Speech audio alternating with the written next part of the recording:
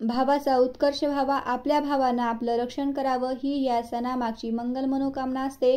त्यामुळे रक्षाबंधनाच्या दिवशी महत्त्वाच्या गोष्टी लक्षात ठेवल्याच पाहिजेत. चुका टाळून मोठ्या उत्साहात रक्षाबंधन साजरा करावा असं नेहमी सांगितलं जातं. बहीण भावाच्या नात्याला वृद्धिंगत करणाऱ्या या सणाला धार्मिक आणि आध्यात्मिक महत्त्वही तितकंच आहे आणि म्हणूनच रक्षाबंधनाच्या दिवशी काही चुका अजिबात करू नये असं सांगितलं जातं.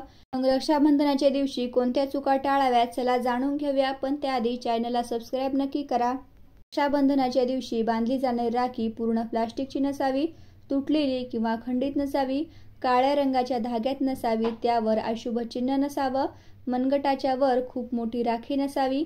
याबरोबरच यावर्षी राखीच्या दिवशी भद्रकाळ येतोय, तर भद्रा काळात राखी बांधू नये. शिवाय बहीण भावांनी राखी बांधताना काळे कपडे परिधान करू नयेत. सोबतच भेट देताना काचेची किंवा तुटलेली वस्तू, काळे कपडे अशा प्रकारच्या काही गोष्टी गिफ्ट म्हणून भावाला किंवा बहिणीला देऊ नये. याबरोबरच बहिणीने भावाच्या मनगटावर राखी बांधताना 3 गाठ मारल्या पाहिजेत. याला धार्मिक महत्त्व आहे.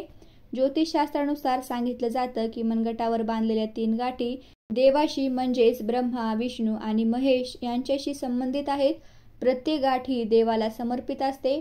शिवाय राखीची पहिली गाठ ही भावाच्या दीर्घायुष्यासाठी, दुसरी गाठ बहिणीच्या दीर्घायुष्यासाठी आणि तिसरी गाठ भाऊ बहिणीच्या नात्यात गोडवा राहण्यासाठी असते.